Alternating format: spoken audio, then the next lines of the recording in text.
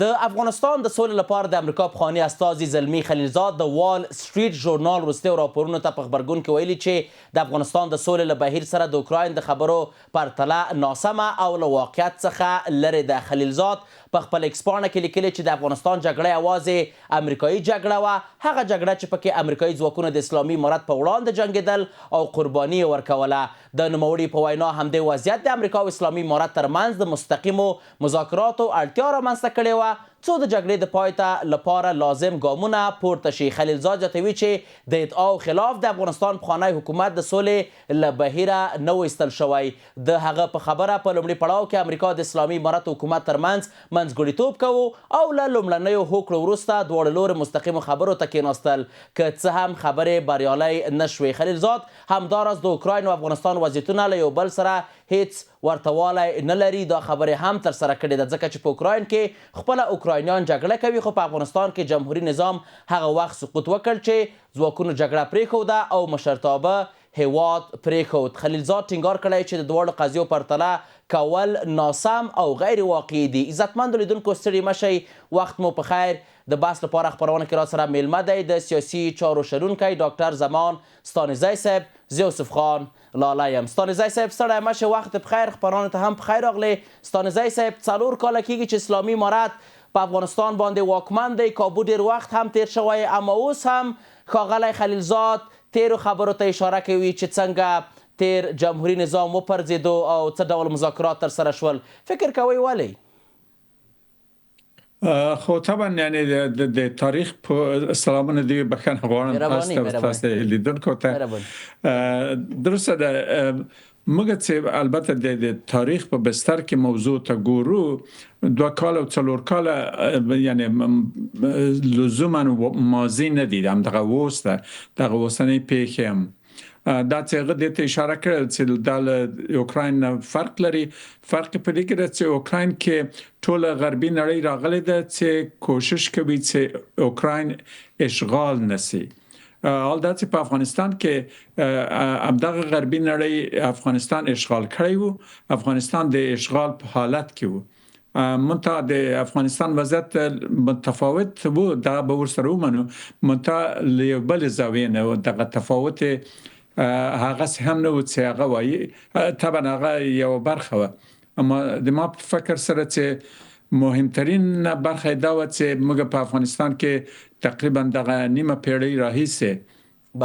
افغانستان 2 ځله اشغال سو او په دوه اشغالو کې د افغانستان هویت له تهدید لاندې راغی او دغه هویت تهدید چې تر اوسه پورې موږ په غزورېږو. بله ستانزی صاحب، اوس مهال یو ځل بیا وخت مذاکرات دی، نه د امریکا سره بلکې له پاکستان سره. فکر کوئ اسلامي امارت په مذاکراتو کې څومره تجربه لري او څومره کولی شي لاسته راوړنې راوړي؟ په سیاست کې د خبرو کول اسانه کار ده، اما تاسو چې خبرې کوي هغه باید متکی په یو قدرت او په دای چې تاسو د خبرو زور ملکم ځای راځي. اوس په تور د مثال کې پاکستانیان افغانستان تهدیدوي، هغوی په خپل نظامی قدرت نازي. متاسفانه چې افغانستان نظامی درنې وسلې نه لري چې له پاکستان سره مخامخ، یعنی پاکستان په هغه باندې پاکستان ته ګواښ وکړي یا خبرې په داسې درنښتو کې چې په خبرو کې د دوی په تهدید کې یو څه وزن وي. نو مشکل دغه ته د خبرې کول خو اسانه دي، اما تاسو د څه شي په زور خبرې کوي، دغه ته اصلي مشکل په دې نقطه کې ده. ښه ستانزی صاحب، را به شو دغه مذاکرات چې د پاکستان او افغانستان ترمنځ ته شول، قطر منځګړیتوب وکړو، ترکیه منځګړیتوب وکړو، ایران بیا هم چمتوالی ښودله چې منځګړیتوب وکړي. فکر کوئ چې اوس یو ځل بیا یو مذاکراتو ته اړتیا ده، یوه هوکړه باید د دواړو هیوادونو ترمنځ رامنځته شي، که نه دغه وضعیت به په همدې شکل باندې دوام کوي، ورو ورو به کوم تجارتي کړکېچونه چې راغلي هغه به هم عادي کیږي؟ اصلي مشکل په دې کې ده چې مذاکرات د څه لپاره؟ خو افغانستان خو جنگ نه پیل کړی. درست. افغانستان خو په پاکستان ډېر بخښنې سره پرون د پاکستان دفاع وزیر ویلي و چې د افغانستان پاکستان جګړه لا ختمه نه ده. د رښتیا ویلي دي، د هغوی له موقف نه رښتیا ویلي. هغوی دا مذاکرات چې دا په دې باندې هغه د شطرنج بازانو یو اصطلاح ده، دا ټال چال ده. هغوی غواړي چې ځان متيقن کړي چې افغانستان په پاکستان متکی پاتې شي. افغانستان یو قوي پاکستان یو قوي افغانستان زغملای نسی. د دې په خاطر چې بیا د قوي هند او د قوي افغانستان په منځ کې پاکستان لمنځه ځي. نو دغه په خاطر چې د دوی خپل هغه تمامیت، خپل حیات، سیاسي حیات ته دوام ورکړي او په هند زور نه رسیږي. ګرچې له هند سره په خوا جنگونه کړی دي 50 کال او 60 کال مخکې. اوس نو ورته اسانه لار ده چې افغانستان داسې ضعیف کی چې هغه د دوی د سیاست په حاشیه کې واقع سي په نامه دی یو ستراتیژیک عمق د پالیسی په خاطر باندې د څولې د مذاکرات هیڅ ځای ته نه رسیږي. په دې چې هغوی هدف مذاکره نه دی، هغوی هدف د افغانستان ضعیفول دي. بله ستانه ځای صاحب، آیا موږ په د نړۍ په تاریخ کې داسې یو مثال لرو چې داسې یو وضعیت سټیل میټ وضعیت، یعنې په ټوله کې جګړه د اوربند یا د هوکړې په ترسره کېدو باندې نه وي ختمه شوې، خو بیا هم دواړه لوري آرام پاتې وي او د یو کال یا څومره وخت په تېرېدو سره دواړه لورو تصمیم نیولی وي چې راځئ اوس بیرته دغه اړیکې سره عادي کړو؟ اړیکې خو د اړیکو عادي کېدل د پاکستان په ګټه نه دي. بله د دې په خاطر چې هر څونه چې په افغانستان کې یو قوي حکومت، داسې حکومت چې هغه سیاسي استقرار ولري، بین المللي اعتبار ولري او د نړۍ مخ ورته واوړي، هغه حکومت پاکستانیان نه غواړي. لکه چې مخکې مو ویلې، هغوی د خپل ستراتیژیک عمق په خاطر باندې باید افغانستان په ځان متکی وساتي. یو په افغانستان کې هیڅ داسې حکومت نه غواړي چې په هغه کې پښتانه قدرت ولري. په دې چې پښتانه قدرت ولري او افغانستان مترقي سي، د پاکستان د خوا پښتانه د افغانستان خواته راځي، هغوی دا نه غواړي. نو باید افغانستان اول په دې کې پښتون د مليګرا حکومت نه وي، بیا پښتون محور حکومت باید نه وي او د په دې سبب باندې دوی که زیات وسی لکه یو په اصطلاح یو مذهبي صبغه ورکړي، لکه د مجاهدینو حکومت یا د طالبان یا نور څه، هر څوک هر چا پلوي چې هغوی کوي باید د اسلام نوم پکې وي. اسلام په معنا د اسلام نه، هغه سیاسي اسلام چې هغه په پاکستان کې جوړ شوی، یعنی پاکستاني اسلام. بله ښه ستانزی صاحب، اوس به دلته دې ته راشو چې دغه خبره چې تاسو وکړه چې پاکستان هیڅکله یو داسې افغانستان نه غواړي چې پکې حکومت یا مرکزي حکومت ډېر زیات پیاوړی وي، ډېر قوي وي، دغه کومې خبرې چې تاسو وکړې ډېری نور شنونکي هم کوي. زما پوښتنه دلته دا ده چې آیا امکان نه لري چې په خپله د پاکستان کوم پالیسي میکرز چې دي یا د دوی کوم پالیسي جوړونکي چې دي یا د دوی په سیاسي ډوکټرینو کې یو تغییر راشي، یو تبدیل راشي، دوی خپله پالیسي باندې یو ځل د سره غور وکړي؟ البته زیاتره شنونکي وایي چې د دوی پالیسي اسټابلیشمنټ یا په ټوله کې پوځ جوړوي، حتی دغه پوځ یو ځل بیا په خپله پالیسۍ باندې یو ځل غور وکړي، وګوري چې نه دا ښه نه دي او دا د دواړو هیوادونو په ګټه نه ده. دا خبره تقریبا 80 کاله 80 کاله مخکې ته ځي. په هغه وخت کې په درېیمه نړۍ کې دا تقریبا د پرمختللو هیوادو کې یو رواج پیدا شو. هغه دا و چې معمولا به خلکو د یو حکومت ناغېړی په یو بانه بل بانه باندې به نظامیان راغله او یو قدرت ته به تغییر ورکړ، یو کودتا به وکړه، نوې څوک به راوستل، بیا به نظامیان بیرته تلل خپل قشلو خپل کارو ته، بیا به نوې حکومت پرېښود، دغه ته به یو فرصت ورکړ. دا کارونه په ترکیه کې، په عراق کې، په تقریبا ډیرو هیوادو کې شوي دي. منتها په پاکستان کې لږه ورځې چې دوی د اسکندر مرزا حکومت ایسته کو نظامیان راغله، لږه ورځې تر نن پورې د پاکستان نظامیان به بیرته نه دي تللي. همیشه د سیاست په صحنه کې کله د پردې شاته کله د پردې مخه ته، او د نظامیانو کار څه ده؟ نظامیان په سوله کې تاوان کوي، په جنگ کې دوی مډالونه وړي، معاشونه زیاتېږي، رتبې لوړېږي، یو شی په لاس ورځي. نو وخت چې دوی هغه صحنه د سیاست کې دوی شامل وي غوی په هیڅ صورت سره د سولې طرفدار نه دي. ښه ستانزی صاحب، خلیلزاد صاحب په خپلو خپرونو کې په خپلو خبرو کې په ډېر بښنې سره د اوکراین او روسیې هم یادونه کړې دغه کومه جګړه چې اوس کابو ډېر کلونه کېږي چې روانه ده،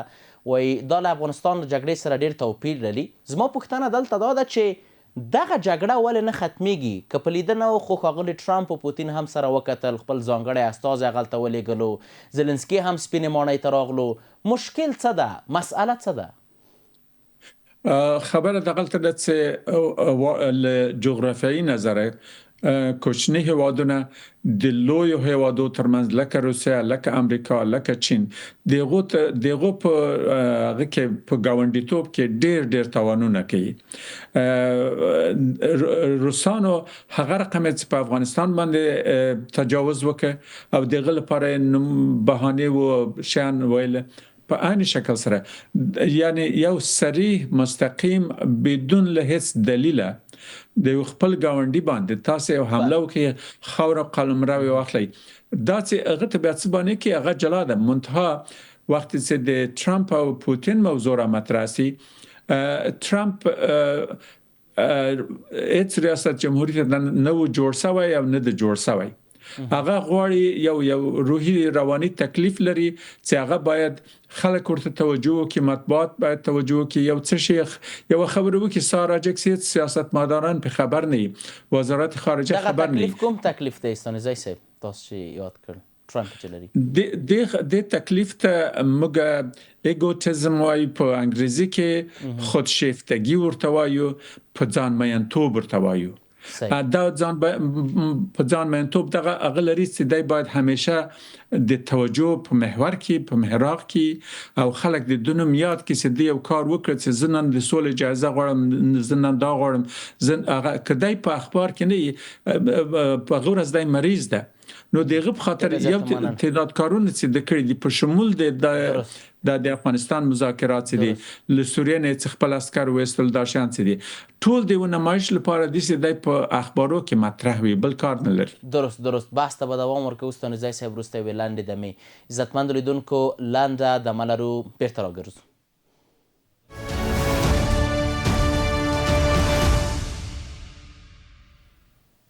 د بحث دوام ته ښه راغلاست. ستانزی صاحب، یو بل تحلیل د اوکراین او روسیې په اړه دا ده چې خپله امریکا نه غواړي چې دغه جګړه ختمه کړي، یعنې د دوی ګټې دي په دې جګړه کې، سلاح خرڅیږي، ترڅنګ کوم دوی چې خپل سړه جګړه چې پخوا کوله اوس د دغه سړې جګړې شکل یې بدل کړی، اوس مهال دوی په اوکراین کې دغې سړې جګړې ته دوام ورکړی. څه فکر کوئ تاسو؟ که مقصد مال امریکا نه د امریکا ولسی نه د امریکا ولس جنگ نه غواړي، که مقصد مو د امریکا حکومت هغه حکومت خپل سیاستو ته ګوري او تر اوسه هم ځان نړۍ سره په خصوص له شرقي اروپا سره په رقابت کې ویني، باوجود د دې شوروي اتحاد لمنځه ولاړ، دوی غواړي چې ورو د خپل ناتو لمنه خپره کړي. په دې ځکه کې امریکایان ملامتېدلی چې د امریکا حکومت مې مقصد ده چې باید غونه روسیې ته نه وای نږدې شوی چې روسیه په هغه باندې راوپاروي، اما په عین وخت کې روسیې د یو بین المللي قانون صریح لغنه تیرای کړی ده چې یعنی د بل یو مستقل پیژندل شوی هیواد په قلمرو باندې تجاوز کړی ده. په هغه حساب باندې د عمل په ساحه کې روسیه ملامت ده او د سیاست په برخه کې چې ناتو ته توسعه ورکوي، هغه کې کولای شي چې امریکایان ګرام وګڼي یا اروپایان په عمومي توګه. ښه ستانزی صاحب، خپله ښاغلي ټرمپ دغه وعده ورکړې وه چې د اوکراین جګړه به ختموي، حتی په یوه زنګ باندې. اما نن کابل یو کال څخه ډېر وخت کېږي چې ټرمپ په سپینه ماڼۍ کې دی، خو دغه جګړه نه ده ختمه کړې. فکر کوئ چې ټرمپ خپل اعتبار خپله د امریکایانو په وړاندې، عام اوسیدونکو په وړاندې د لاسه ورکړی دی؟ خو ما مخکې وویلې ټرمپ ډېرې جګړې ختمې کړلې هر سار چې راځي چې دیو جګړه شروع کی بل ځای جګړه ختمي چې ماته د سولې جایزه راکوي هغه شان چې دا یو کوچنی ماشوم هم دغه څه ادا نه کوي اما څوک چې داس تکلیف لري خو هغه د اوس د امریکا خلکو د سره عادت کړي اوس پیګ دا ټول په اصطلاح د مګو تاسو د لافر غزافي د سوای هغه ته څوک اعتبار نه ورکي منتها په هغه چوکۍ چې دای ناس ده دغه چوکۍ اعتبار په زور باندې دای وایي چې څه غواړم سوله غواړم د سوله دا چې د دې په خاطر چې دای یو سولهګر وخودل سي او کرانیانو ته وایي چې د روسانو چې د تاسو خاور نیولې ور پرېږدي څه فرق کوي خو طبعا نو دغه د خلیفہ لکیسینه یو څه چاته ور بخل دي د خاور نه ده د هیواد نه ده د په خپل ځی فرض کړه د مکسیکو او د وینزویلا سره جنگونه کوي د آزاد بحرونه خپل امریکایي اعلانوي غته څه نه وایي اما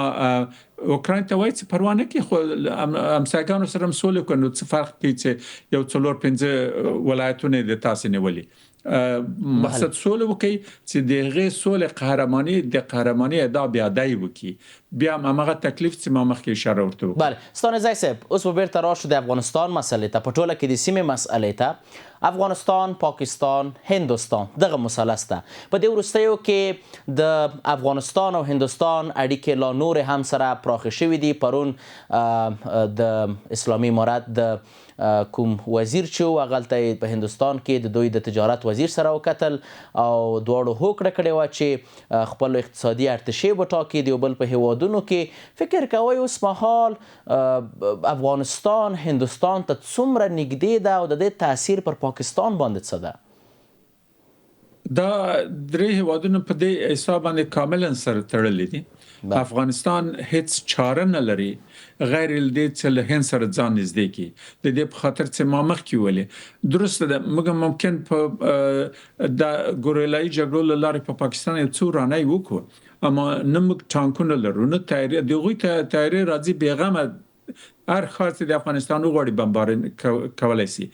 موږ غیر دې چې ورته ګواخ وکړو ګواخ مو د عمل ساحه لري نو دغه په خاطر د استراتیژي نظر افغانستان ته ډیره ضروره او لازمه ده او بل غم لري بل چاره لري غیر د هند سره ځان نږدې کی او له هند سره نږدېواله باعث دی کیږي چې پاکستان د هند لبیره په افغانستان حمله ونکي کنه غیر له خو اقلا نظامی توان لري فکر نه کوي ستانه ځای صاحب فکر نه کوي کوم ځواب چې د اسلامي امارت ځواکونو په دې وروستیو پاکستان ته ورکړ نور پاکستان د ویر احساس لري دوی خو ښه ځوابونه ورکړل لکه چې ما مخکې ولې اما ښه ځواب خو بیا داسې دی چې څوک بیا د تاسې تیکي تام ګوري چې په تیکي کې مو تورسته او که خالي لاس خبرې کوي وخت چې موږ په تیکي کې توره نه یو موږ د پاکستان معادل نظامی پوځونه ونه لرو هغوی فکر کوم چې 200,000 مسله عسكر لري وسلې لري توپونه لري ټانکونه لري خو یو باورم دلته دا ده ستانه ځای په ډېرې بخښنې سره چې جګړه ډیری وخت په عقیده باندې کیږي نه په سلا کاملا در سره موافق یم ما مقصد دا چې افغانستان خو چې ما مخکې ویلې د افغانستان اشغال آسانه ده دغه پاکستانی ټانکونه په تور د مثال وای بیخي فرضي زه فکر نه کوم چې پاکستاني جرأت مو کی اما بیا هم که د فرضي په شکل وایو دغه پاکستانی ټانکونه راغله له کابل ته جلال آباد خارو ته راغله د میاشتې په اخر کې خلک داسې په ورتویږي لکه غومبسې غوندې لکه غالبوزې غوندې چې وی ګورې چې لار ورنه ورکه کې له ټولنه له روسانو نه همدغه کار وسو امریکانو سره همدغه کار وسو یعنی پاکستان وس یعنی لغونم قوي ده خو نه ده خبره ده منتها دغه تیروتنه هغوی کولای شي چې وی کې د دې په خاطر چې دغه نوې څوک چې په پاکستان کې نظامی قدرت پلاس نیولای ده هغه وس خپل ځان ټینګ د غنه قومي اسامبلې یو څه قدرتونه ترلاسه کړل قدرت کله خلک لیونه کوي کله کله نه چې همیشه لیونی کوي. موږ د بشر په تاریخ کې وینو چې ټول خلکو چې داسې لوی اشتباهات کړي دي او خپل همسایګانو نورې هیوادو باندې حمله او یرغلونه وروړي دي، هغوی په دغه ناکام شوي دي چې ډیر زیات غرور نیولې دي، له هټلر نیولې تر بل پورې و دلته دغه امکان لري او دا چې دونه باټه وکي د هغه په خاطر باندې چې ځان خلکو ته وکړي چې زه اوس یو څوک سوی یم، اما د یو څوک سوی کېدل لا ټکه د خواته اعتبار نه لري. بله ستانه زی صاحب، خپل د پاکستان د بهرنیو چارو وزارت وایند ویلي چې د افغانستان او هندوستان اړیکې په ټوله کې د دوی خپل منځنی خپل کار دی، خپلواک هیوادونه دي او بل سره اړیکې درلودلی شي. خپله دغه اعلامیه څومره د دې په معنا ده چې اوس مهال په افغانستان کې د بر هر وخت څخه یو حاکم باثبات او خپلواکه نظام راغلی چې کولی شي د هر هیواد سره اړیکې ولري؟ دغه داسې ده چې یو څوک چې وایي چې زه وږی یم او امانه یې خورم، ډوډۍ مخې ته اما وایي زه یې نه خورم، دوی د خپل دغه ادعا کول دا معنا لري چې دغه شی چې وایي دغه واقعیت نه ده. که چیرې د افغانستان او هند نږدېوالی پاکستان باندې تاثیر نه کوي، پاکستان ته هېڅ ضرورت نشته خبرې وکړي، اما دا چې وایي په خپل دغه آیا پاکستان دا حق لري نړیوال قانون ته په کتو ستانه ځای سي په ډېر پکې دغه چې خبره داسې کوي چې هدف دغه برعکس چې لکه چې ما مخکې چې افغانستان او هند سره نږدې کېږي، پاکستان ته ډېر زیات تهدید، که تهدید نشي پاکستان له حملې نه مخنیوی کېدلی شي. بله ستانه ځای صاحب، اوس ډېری حقوقدانانو د سیاسي چارو کارپوهان په دې باور دي چې له بل ملک سره یا له بل هیواد سره د ډیپلوماټیک اړیکو تامینول هم د حکومتولۍ یو له اصلونو څخه دی، کوم چې البته 3 دانې حتی دولت یو له اصلو څخه دی چې 4 دانې اوس حاکمیت ملي نشته، ځای دې نیولی دی. فکر کوئ چې د پاکستان دغه ډول ادعاوې خپله د نړیوالو قوانینو یا په ټوله کې د ملګرو ملتونو د کنونسیونونو خلاف دي؟ خو ډیپلوماسي نظره هر څوک چې هر څه زړه غواړي ویلی شي، منتها مقصد څه ده که غواړي ولې د یو چا کورنیو چارو کې خلاص وهنه نشي کولی ستانه ځای صاحب، درست؟ ولې نشي کولی؟ هر هیواد چې له لاسه یې وسي نه قانون څه وایي ستانه ځای صاحب؟ یو خو هغه ده چې د دوی د لاسه یې کېږي، قانون څه وایي، منشور څه وایي؟ منشور خو وایي چې تاسې باید د هر هیواد قلمرو ارزی تمامیت دا باید وساتل شي، دغه په خاطر هیوادونه سرحدونه لري، د سرحدو ساتنه د دو رعایت کول، د دو تر پښو لاندې کول، قانون هم دغه ده. اما که چیرې دغه سوای چې هر چا د سرحداتو رعایت کوو، اوس به روسان په اوکراین کې نه وو، اوس به اسرائیلیان په لبنان کې نه وو، او په دغه رقم لسهاو نور هیوادونه دي چې خپل د همسایګانو خاورې اشغال کړي. بله ستانه ځای صاحب، زما موخه د دې سوال څخه دا وه چې یو خپله قانون دی، خپله یو د قانون رعایت دی، زما پوښتنه دا وه چې قانونا مثلا څه ویل شوي دي؟ قانون تر هغه وخته رعایت کیږي چې څوک د هغه قانون په ماتولو کې ځان ته منفعت ونه ویني، چې هغه ورځ، هغه ساعت او هغه لحظه دوی خپل منفعت پکې ویني، هر قانون چې له پښو لاندې کوي ټول کوي په شمول د امریکا. ښه، ډېر ښه ستانه ځای صاحب، موږ یو دقیقه وخت لرو، بحث سره راټولو، په ټوله کې ستاسو پیغام څه دی؟ جمعبندي کوو، څه باید ترسره شي؟ زما پیغام دا ده چې د افغانستان ولس د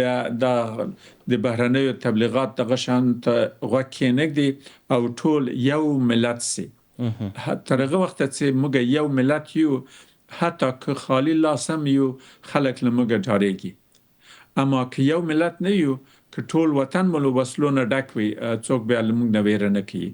نو زه په دې هیله یم چې د موږ هیوادوال د خپل سیاسي فرهنګ د دوی داسې سطحې ته لوړ بوځي چې هر څوک یو بل خپل